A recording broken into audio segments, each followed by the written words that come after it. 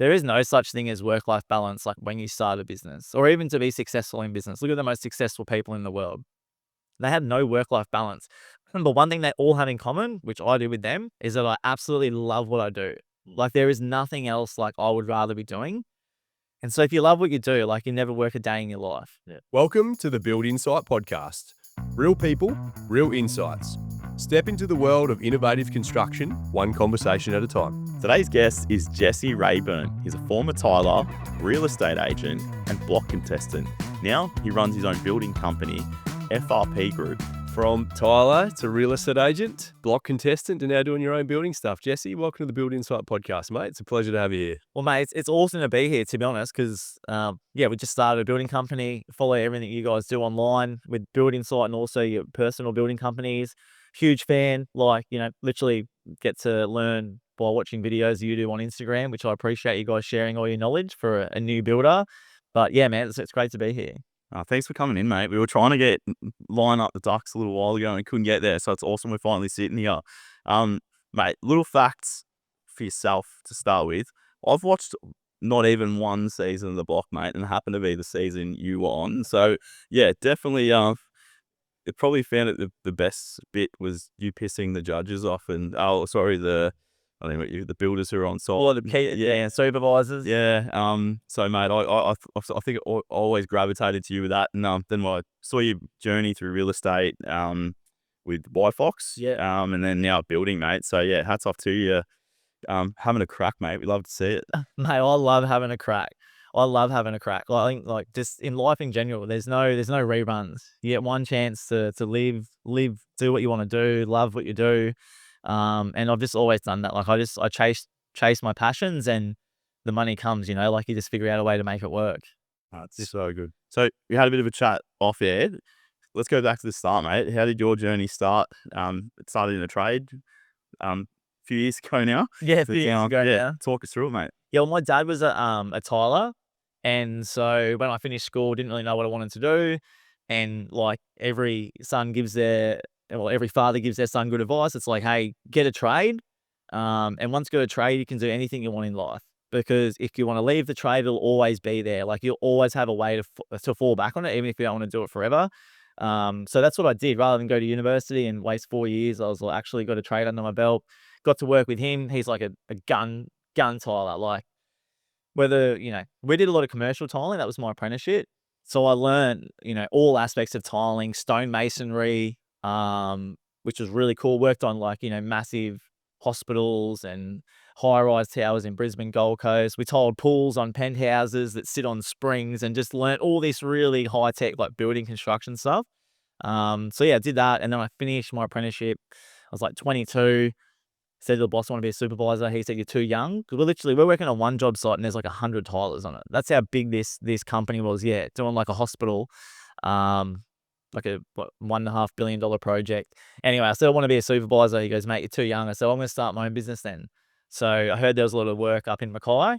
Called a friend of mine. I knew his parents or her parents had a caravan. Said, hey, can I borrow your caravan? They said, yeah. So literally like 2 weeks after I heard there was a lot of work up there, borrowed a caravan, drove to Mackay. Started looking for work. Within 3 months, became the principal contractor for the largest builder in Mackay. They're called Gemini Homes. They're building 150 houses a year. Within 3 months, I was doing all their display homes, all their top tier homes. A small house I would do in 6 days, start to finish. A big one I'd do in 2 weeks. I was making incredible money. Did that for like nearly 3 years. And then, just thought, I don't want to do this for the rest of my life. Like I really want to do real estate. I want to try to make a name for myself. Don't think I'll do that here. I'll probably do it in a big city. So I literally gave that up, went traveling for like a year, Central America, and then, moved to Melbourne and started real estate, which was a whirlwind adventure. Had no sales experience. Went from earning good money to like 20 grand a year. So that was hard. And just like hustled through real estate. Everything I've done since I haven't worked for a salary since I was 22 or a wage. Like everything I've earned is like off your own back. And I love that. I love that there's no limit to sort of what you can do. You just have to get out there and grind. So when was the year that you started real estate? Like what was the Melbourne market like when you started? 2015. Yeah, I started real estate in Melbourne. What the market started really kind of like yeah, not from around then. Yeah, so I think 2017 was like the best year. I'd been in real estate for 2 years. And I'd literally been in real estate for 2 years, and that's when I became a real estate agent on the block. I listed one of the contestants' houses, Yeah. which is pretty wild because, like, I think, yeah, at the time, I ended up doing the auction for the contestants. I think before that, I've done 5 auctions in my whole life, and then I was doing an auction in front of 2 million people. The greatest auction of my life. I literally wrote the preamble and what I was going to say, and I knew where the reserves would be, and I just practiced every day, every day. I reckon I had 100 one-liners. My auction went for an hour, a 1-hour auction. There was like, 100 bids, 100 one-liners. Sold it back to the original owners of the Gatwick. It's fairy tale ending to the story. And yeah, I did that in like my second year in real estate. Yeah. And then from there, I actually became a contestant on the show. And then, yeah, it was 2019. So then I became a contestant, did the block for, that year. And then I went back another 3 years to be the real estate agent after that for other contestants and help them. So when you, obviously you've gone into real estate, mate, you've like, the energy is awesome. Like you've no doubt just gone fucking going for it. But yeah, when you've gone from doing the auction on the block until the next year you're in it, ruffling feathers and having to go, how'd that come about? Man, that took me 12 months. So it took me 4 months of hustling to actually become the real estate agent. I tried to sell them a property worth $15 million. It was way overpriced. Ended up meeting the producer who buys them. He goes, "This is overpriced." I said, "I know it is." He goes, "It's worth 10." I said, "I know it is." He goes, "Why do you think I'm going to pay 15?" I said, "Because you're the worst developer in Melbourne. Everyone knows that you overpay for every site." I said, "But it's a ripper location. It's got plans already approved, and you make all your money in advertising. You don't make money on developing. You're not a developer." And he goes, "Mate, that could be the best pitch I've ever heard." Like, he loved it. He started laughing. And he goes, "Oh, how would you like to be a real estate agent on the show?" And I was like, "Oh, what can you do for me? Like, who are you? You just buy the properties, don't you?" I knew exactly who it was. He's like the executive producer. And he's sort of like, "Well, don't you know who I am?" Anyway, he called me the next day. Oh, literally the next day, I got a phone call from a contestant saying, "Oh, we just spoke to Julian. He said, you're a real estate agent. You'd be really good for it. Can you come and help us out?" So, yeah, I got my mate's house on there. They used it in one of the challenges. Man, I did heaps of stuff. And then that was when I was a real estate agent. And then, yeah, to get onto the show as a contestant, like, obviously I applied and did all of that, and did a lot of other things in the background to make it work. So when people are like, "Oh, I tried so hard to get on the block," I'm like, "Well, it took me a year." I'm like, "I can tell you 20 things that I did to impress the right people to get on." I'm like, "What have you done? You haven't even finished your application yet." Yeah, I think sometimes things don't pay off the first time you do them. It's how you come back. Yeah, it's Keep coming back again. Yeah. Yeah, darn it.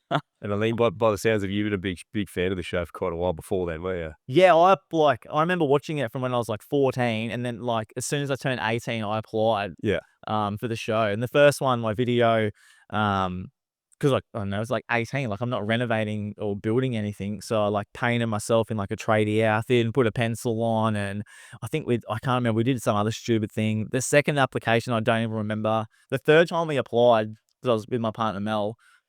I was like, "I want to go on the block." Like I said, I'll get us on, as contestants. And I was a real estate agent anyway. And she's like, "Oh, you're dreaming. It's never going to happen." And I was like, "Don't tell me it's not going to happen. Like, if there's a way to make it happen, I'll make it happen." So Mel was for it. And you just like shocked her in there. Mel's never watched the block before. I didn't even tell her we were going to film a video. I said, "Hey, we're going to meet up with Brendan, have a few beers on Fitzroy Street," because I was renovating an apartment I had on in St Kilda. And I was like, "We'll just pull in the site and have a look." So I pulled in there, went upstairs, and Brendan was waiting there. She's like, "What are you doing?" I was like, "We're filming our block video." She's like, "Oh, look at me." Like, she's like, "I'm wearing like all black. I look like a tomboy. I'm not ready for this." I was like, "Well, you're never going to do it. Let's just do it now." So he just held the camera and we just walked around. I was saying to Mel, I was like, "Hey, Mel, what do you call these?" She's like, "Timber." I was like, "They're floorboards." I'm like, "What do you call this?" She's like, "It's a kitchen." I was like, "They're cabinetry." I was like, "What kind of cabinetry is it?" She's like, "White." I was like, "It's 2-pack." I was like, "What's this?" She's like, "Caesar stone." I was like, "No, it's marble." And just like literally like just took the piss out of her for the whole video. I was like, I'm obsessed with the block. I'm obsessed with building. I was like, my partner has never watched the show and has no idea. I was like, but she's a jet and she'll be great TV. That was our application video. Yeah, like it was nothing more special than that. We didn't, there wasn't like edits going around. I was like, just be yourself. That's it. Got on. For over 130 years, Bowen's has been the builder's choice, providing a service that provides timber, hardware and innovative building products.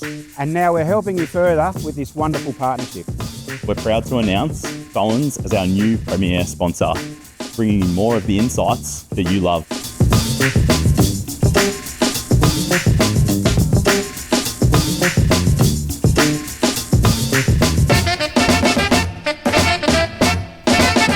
Build Insight together with Bowen's. Real people, Real insights. That is quality, mate. So what year was that? That was 2019. Yeah. 2019. And then, yeah, I did real estate up until like a year and a half ago. Yeah. Well, 2 years ago, we started the building company in, what's now, 2025. So we started the building company in February 2024. Yeah. So it'll be 2 years in February 2026. Yeah, like we're just starting, but we're doing some pretty exciting projects. And mate, I love building. Like I thought if I was ever going to go back to being like in construction, like, I wanted to have my own business. Yep. So there's three of us, like my two brother-in-laws. My best mate is with my sister-in-law. So me and my best mate from back home in Queensland are with sisters. Yeah, right. And then their brother Jay, who's got the builder's license, he's an absolute jet carpenter, like wicked. So yeah, we just sat down together and went, oh, what do we want to do? And it's like, well, we'd love to just build for ourselves and have a family business and get something that all the girls can work in, and because we all want to have kids, and be awesome if they could just go to work when they want to and help in the business. And so yeah, like 3 years ago we spoke about it. 2 years ago we started it, and then yeah, it's going well. That's a girl, mate. Amazing. Just jumping back to your real estate journey for a little bit there, Jesse. What are some of the biggest challenges you faced in the early days? Do you reckon there's any way of having a bit of the trade background that helped you in any unique ways? That's a great question, because absolutely. Like there's a lot of negativity towards real estate agents, negative connotations, sleazy salesmen, all this. Most agents I've met are like pretty decent people. A bit like, and so yeah, but because I did have the trade background, Aussies love a tradie. The same way you can trust someone can come and help you fix your house. And so because I didn't have any sales background, I literally went straight from being a tradie to selling houses. I'll just talk to people like normal. I didn't have any scripts or dialogue that I would use. Just talk to them like a normal human being. There were so many clients that I did tradie work on to like get the listing or get it on the market. Like there was this lady who did a bathroom renovation. The builder never came back to caulk her bathroom and shower screen. She like wanted to sell. I was like, we can't sell it like that. And trying to get a tradesman to come and do like a half an hour job, I was like, I'll do it for you. So I just still looking at it for her. Sold a house for like $2.4 million. It was awesome. Like, Well, real estate agents yeah, like, doing the maintenance to sell the house. She's like, what do I owe you for it? I was like, nothing, fees 2%. Yeah, no problem. There was like another house I did, like I actually like tiled their kitchen splashback and front porch and helped them fix their fence, because they just such small jobs. They get a quote to tile a splashback. It's like $3,000, and I understand it because no one wants to go and do it. It's like 2 days work, can't finish it in a day. You got to get there, set up, pack up.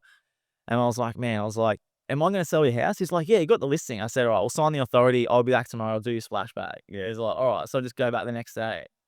I did all this sort of stuff, And yeah, because you are a tradie, like people in Australia like genuinely love tradies, right? They're just down to earth people, true blue, and it was just easy for me to build rapport with people really quickly. Yep. And yeah, like a lot of my clients in real estate have become clients in my building company. Like 4 jobs we've done for previous clients in real estate that now know I'm building. They're like, oh, you're awesome. Like, can you help us? Like, it's pretty amazing. And yeah, a lot of my other clients who are not my clients in building are still friends. They're developers. They're really successful. They're like mentors for me. Yeah. Hopefully one day they'll be like investors in some developments that we do. But yeah, I've made the most amazing relationships with people over the last 10 years, and it just continues even though I'm not there anymore. Mate, so far you haven't taken the tradie off you. Like, No. you stepped into real estate, but going into the real estate world, like what was probably one of the biggest challenges you sort of faced in that career? Well, so the hardest thing about real estate, I think when you start, is that you just don't know anyone. Like I moved from Mackay in Queensland to Melbourne. I'd never been here before. I didn't know a single person here. I remember standing in an open in St Kilda, and this guy's like, "Oh, I own a house in Elwood," and I'm like, "Oh, don't know where that is." It's like literally the next suburb. Literally the next suburb. I just didn't know the suburbs, didn't know anything about it. So the hardest part when I started was just finding people to actually try to sell a house for them or sell a house to them. So at the start of my career, I did like a lot of door knocking, a lot of letterbox drops. I would find a buyer who'd missed out. I'll say, "What do you want?" Like, "I want a house." I'm like, "What type of house?" Be specific. What's the street you want to live on? Like, "Well, what do you mean?" I'm like, "Just tell me the street you want to live on." Like, "Oh, I want a house on the avenue." I'm like, "I'll go get one." And I would letterbox drop 100 letters, hand signature. 2 days later, I'd go and knock the street. "Hey, it's Jesse. He's got a letter from me. If you're thinking about selling, let me know." That was my first listing off my own bat. Was I found this bloke who wanted to buy a development site, did a handwritten letter, knocked on the door 2 days later, listed it like 2 days later for $2 million, sold it in 7 days for $2 million. That was my first list and sell in real estate off my own. It was just off a letterbox drop. And I was like, this is working all right. So I just kept dropping letters and knocking on doors. I think one year I did like 20 sales without advertising. Just find a genuine buyer and go get it. And that was like the first like couple of years of my career because you just don't know anyone. But then you start to sell a few properties and then you meet people and then you start getting properties online. But yeah, like you really have to hustle. That's probably the hardest part. You just don't know anyone. I think any career path, like, a lot of people will have a door closed in front of them and they'll think that'll be it. But, you got the energy, but you can either go around it or kick it down. Yeah, you gotta find a way around it. Yeah. Like, man, even real estate, my whole life is like, no, like constantly, no, no, no, no. And it's like, all right, this probably means not now, or someone slams a door in you. I remember I went back to this lady like 3 times, and every time she'd tell me no. She still told me no the 3rd time, but I was like, I just have a feeling, Similar lady, same thing, wasn't interested. Went back 2 weeks later. What's really going on here? I'm sure you don't want to live here. Like, what's your concern about selling? And it was like, she's like, I'm not going to find anywhere to go. I said, well, what if I get you a 12-month settlement and I'll get you a 20% deposit and they'll release it after 30 days? Would that help? Oh, well, yeah, because they're not have a deposit. And I was like, amazing. She was 90 years old, lived in the same house for 60 years. Her 2 daughters lived in the house with her. It was on St Kilda Road. Couldn't even afford a car. Like, it looked like a tree house. There was that many like weeds and leaves growing out of it. And I was like, I know this lady like would prefer to live somewhere else. And everyone had tried to get her to sell because it was a development site. And no one could convince her to. And I just literally sat there for a couple of hours having teas and bickies and explaining, look, we'll find you, we'll get the best deal for you. And then I listed and sold that one for like $3 million in 7 days. Because I already had the buyer. I was like, I'm not here to waste your time. A lot of agents, when they start, will tell so many lies. I've got a buyer. I can get you this much. Rah, rah, rah. Like, I'd already spoke to the buyer and he's like, for these 2 houses, I can pay $3 million. I'm like, all right, market value is probably like, 2.5, but he wants a 12-month settlement anyway. And so, when you go there to talk to these people, you're not just wasting their time. So I did a lot of sales like that when I start. Yeah. If you're listening. Yeah. You want to learn. How old were you and what brought you from Mackay down to here? I literally just wanted to do real estate. I wanted to be in a big city and I don't know, probably, what's the word? A bit egotistical or shallow or a bit vain. Like I wanted to like be somebody. Like I wanted people to know who I was when I was 25 years old, probably because I was living in a town with 100,000 people and I was on my hands and knees every day tiling. I was like, I feel like I'm more capable than this. Like I want to do more. All the tiling was up in Mackay, not down here. Yeah, all up there. Yeah. Yeah. So when I moved here, it was purely to do real estate. Yeah. It was a pretty wild journey. We are absolutely thrilled to announce that Circus Studio are coming on board as a major sponsor and supporter of Build Insite. Circus Studio is Australia's leading interior design centre. If you're an architect, building designer, interior designer, builder, or just looking to build your dream home, you need to make a time and come in and check out the space here in Port Melbourne. This space holds every element that you'll possibly need to design your dream home.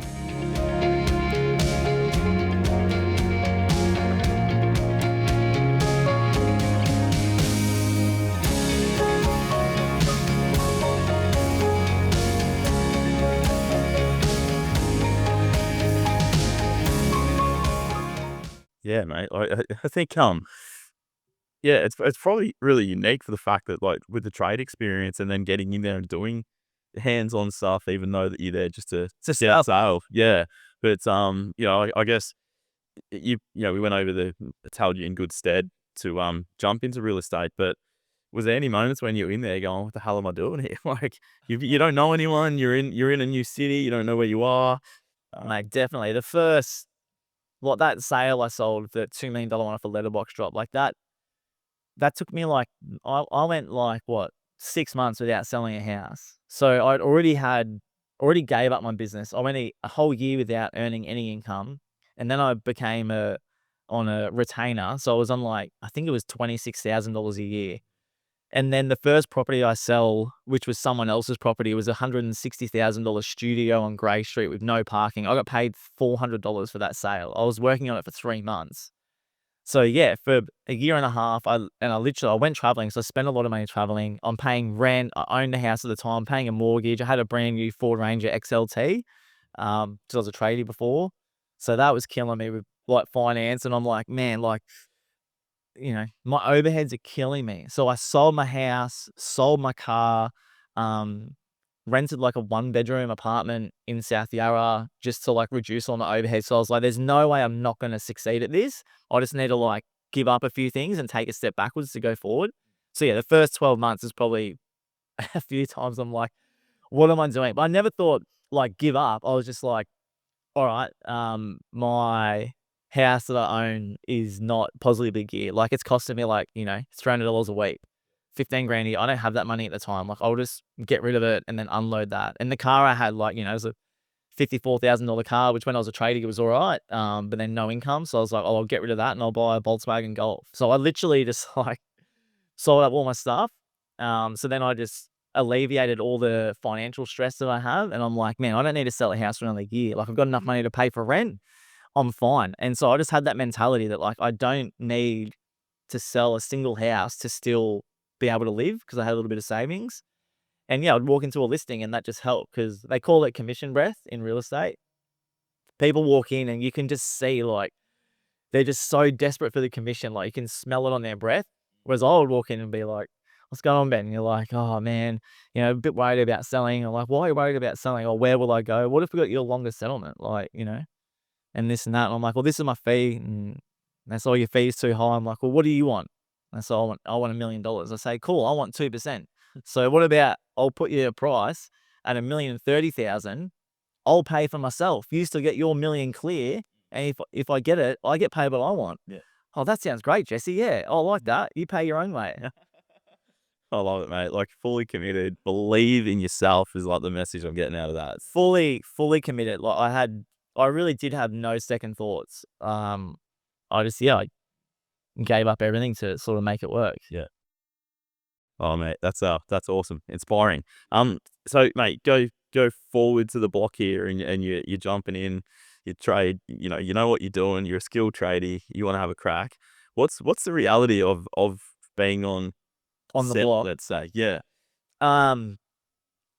Everyone says like it looks stressful. I'm like, well, you see like 1 hour a night between 5 contestants, so you'll probably see like 10 minutes of us like through an episode. Like that's the reality of it for 4 nights a week. But like the block that we did, a lot of people in the block will tell you that like it was the hardest season like of all time. It was 500 square meters, 3 stories, like under one roof. Like, so a 3-level mansion Victorian with 3.2 meter ceilings, internal lifts, no access, clearway. And this is before they started doing all the new builds. So we like literally every Monday, Tuesday for the first like 5 weeks on the show, like we're doing demolition the whole first day. And there was one day we had to do the master bedroom upstairs. I'm pretty sure they took out 15 12-meter skip bins in a day. Like could have been 15-meter bins. There's like 15-meter bins in a day. Just trucks coming and going. There would have been, without exaggerating, like 60 people between 5 houses going, and there was only 1 set of stairs coming up the scaffold to the 3rd floor. So like the ants go marching one by one, up and down all day from 7 in the morning until 6 o'clock at night. That was our, I think was our first week? That was like our second week on the block. There was an apprentice there working for someone who couldn't get down the stairs at the end of the day. His feet were so sore and bleeding. Like, they literally had to, like, carry him down the stairs. And so our season was the longest one. It was 14 weeks. I averaged 4 hours sleep a night. When I went on the show, I was weighing in at like 78 kilos. When I left, I was like 65 or something. I lost like 12 kilos, 10, 12 kilos. At one point, I'm like walking down the street on Grey Street, and I swear the homeless people were like going to offer me their clothes because I look so rough. It was pretty bad. So yeah, average 4 hours sleep a night. There was 1 week we did hallway week. Mind you, it's a 3-story house, so we had 3 hallways to do. It was 50 linear meters of hallway over 3 levels. I had 10 hours sleep that week. Yeah, wow, mate. Yeah, I had 10 hours sleep. Like, it was hectic. I tiled, I tiled 1 bathroom on my own, did half another bathroom on my own. I laid all my own chevron flooring. There's like 170 square meters of flooring. Couldn't find anyone to do it, so watched a YouTube video. I'm like, man, it's literally just like tiling. So I did all my own chevron flooring. That week we painted, I think there's like 450 square meters of plaster in a week. So I had 100 square meters of chevron to get down that week, 450 square meters of plaster to get on the walls, and then I had to paint it all, put in a wine room, stairs. Like, it was awesome because, like, they say, like, in your 20s to 30s, you need to work as hard as you possibly can and push yourself, because then later in life you'll have like less energy and less time. But if you do it when you're 20 to 30, like, you've got it in you. And so yeah, I was doing that when I was tiling, and then when I went on the block, like, I just pushed myself like as hard as I possibly could. Yeah, but it was difficult because I was always fighting with Keith and Dan, like, always, about everything. Because a lot of days there might be a slow day on the block. And so there's a slow day on the block. They're like, where's Jesse? We'll just go kick him. And they would just walk in and just say something. And I'm like, man, that's not right. Like, oh, you need a second floor weight. So I'm like, why do I need a second floor weight? So we're building in Victoria. We're not in New South Wales. Yeah. Don't need a second floor waste. I said, I'll grate my whole shower. Like, I'll grate my whole bathroom to the wet room, to the 1 floor waste. They go, nah, you need 2. I was like, well, I'm going to put a custom strip drain in along the wet shower. You still need 2 floor wastes. I said, yeah, I'm going to plumb this one, and then I'm going to have a second waste in the 1 grate plumbed separately. So I've got 2 floor wastes in the 1 grate. They said, no, you need to put it there. Why do I have to put it there? So I'm literally like ripping up floorboards and like just absolute. Well, I wouldn't take no for it. No, that's it. Once they To create drama. I just create drama. So that was the first bathroom we had to do. I come up with every good solution we could. Yeah. Wasn't enough. Didn't finish the bathroom. I was literally loading tiles into our block car. And I was like, what's close by where there's nothing? So I was driving, I was trying to tile the bathroom on my own, in a night. And I would get all the full tiles in, and then I'd mark like every cut I possibly could, load them in the back of the van, take a battery grinder down to Albert Park Lake, had a torch set up in the back of the van, and I was cutting tiles in the back of the van. And I didn't stop until 9 o'clock tools down. I was just doing shuttle runs back and forth, cutting tiles to try to get this bathroom finished on time, because they stitched me up and they just didn't want me to finish. So How does that work with, like, obviously in the real world, you're a builder now, which we'll get into later, but like obviously there's a building surveyor, Yeah. you're getting a finished bathroom inspected, there's plans that any house is going to be built off. So yeah, how does that work with, like, they've got the powers, it's a TV show, it's a TV but show. it doesn't necessarily mean they're right. Yeah, well, if they're not right, it's not going. You won't see it. Yeah. You just won't see it. That's all I learned, because we had another instance where they gave us literally a signed, they actually gave us like the engineering and a stamp plan from the building surveyor about a flashing detail they wanted in the bathrooms. I'm like, yeah, no problem, we can do that. It's got a stamp on it. So we had to build the room was 6 by 6 meters and on the first floor. So we had to build like space for a lift shaft, stairs, the first floor frame, the walls, get the flooring above. And there's a big room. So we had to do that. They were still demolishing our stairs on Monday. So we started framing on Tuesday, and we were ready for waterproof Wednesday afternoon. Whole subfloor frame, roof on, Like, we've got all the cement sheets down, this flashing detail they wanted, like an angle coming from behind the sheet and on top of the floor, like PVC and waterproof. I'm like, that makes sense. They come in and say, that's wrong. That's not how we do it here. You have to rip it up. And we didn't start for a day later because, I don't know, we just were always last when it came to like getting like demo done. So that was what it was. And I was like, man, I said, you gave us the plan. We followed the plan. It's like literally like got a stamp from the building surveyor.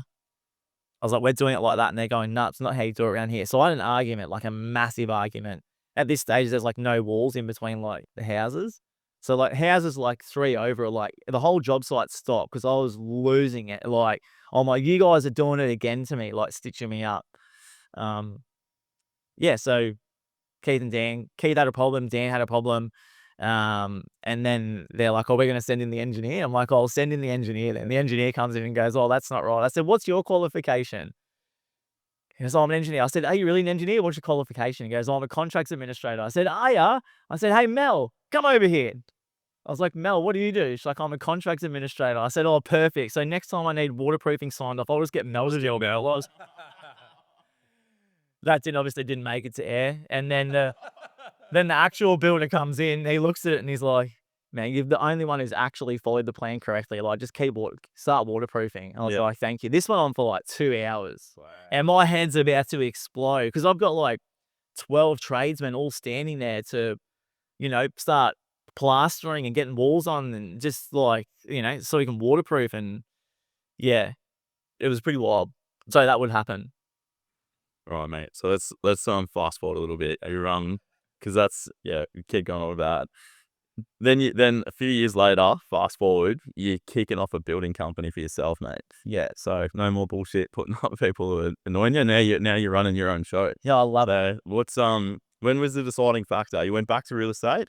Yeah. You were with White Fox Group at the time. Yeah. A lot of expansion in that as well. So you probably would have been really active in the Melbourne market. Yeah, it was awesome, man. Like Marty, for those who don't know, Marty Fox owns White Fox Real Estate. Within 8 years, he's taking it from a single office in Victoria. I think he's got like 15 offices now. He just opened up in Sydney. He's launching in Dubai. He's got the Gold Coast open. He's got Adelaide. Yeah, like the guy in New Zealand. Yeah, he's got 2 in New Zealand. The guy's an absolute jet. He gave me my first job in real estate. I went to like 50 interviews. No one would give me a chance. He gave me my first chance. So forever grateful to him. Still a good friend of mine. But yeah, like I love being in that environment around people like that. Like someone who is like equally as ambitious as you, but like so much more successful. You just watch these people like achieve all these goals and you feel like you're working as hard, but they are just like unbelievably good at getting goals, accomplishing things. So yeah, I got to work with him, which was really great. I guess for me, like I always, even when I was working in real estate, like a lot of my clients were builders and developers because I just talk to them. Like we talk shop. Like you meet a builder who's selling his own development and he's walked through and he's met like 3 other agents. Everyone's like, oh, that's pretty. I like the flooring. Or yeah, that's a good stone. And I'd walk in and be like, geez, I love the Calcutta marble. Geez, I love the spotted gum. Geez, that's a real nice 2-pack finish. Is that a flush push? Is it soft close pushed open? Yeah, it is. Oh, how'd you get the grill up there? Is that like removable because you need access? And they're like, yeah, it is. And like, just with the building knowledge I have, being able to talk to them, they're like, man, I want you to sell my house. Like without even me telling you, then I know like, the heating, cooling, flooring, stone, talk about miters and just, so yeah. And I guess when I was dealing with those people, I was like, man, that I want to do what they're doing eventually. Like I want to get out of sales and going to like, developing. And the dream is to be like a builder developer. Like that is, I think, if you can own your own building company and you can be self-sustainable and doing your own developments, like that is our dream. That's our goal at the moment. That's what we're trying to achieve. I think most builders would say that would be the dream. Just do what you want to do on a continual basis. On a continual basis, yeah. Yeah. All right, guys, that's a wrap for part 1 with Jesse Raeburn from FRP Group. Come along next week for part 2. Thanks for tuning in, guys. If you want to find out more about Build Insight, head over to the website buildinsite.com.au. Over on the website, you'll find links to previous podcast episodes as well as our YouTube channel, Instagram and Facebook. Hope you've enjoyed the episode. Catch you on the next one. Well, that's a wrap for another week's episode of the Build Insite Podcast. Before we leave, just just want to give a huge shout out to all of our sponsors for their ongoing support. Without their help, Build Insite wouldn't be what it is today. Let's cue the disclaimer. I need to let you know that myself and the Build Insite team are in no way, shape or form qualified to give you personal or specific business advice. We strongly encourage you seek out the use of professionals for products or when you are making personal or business decisions. Everything discussed during the Build Insite podcast is our own and the guest opinion and personal experience and is of a general nature only. Hope you enjoyed the episode. Catch you on the next one.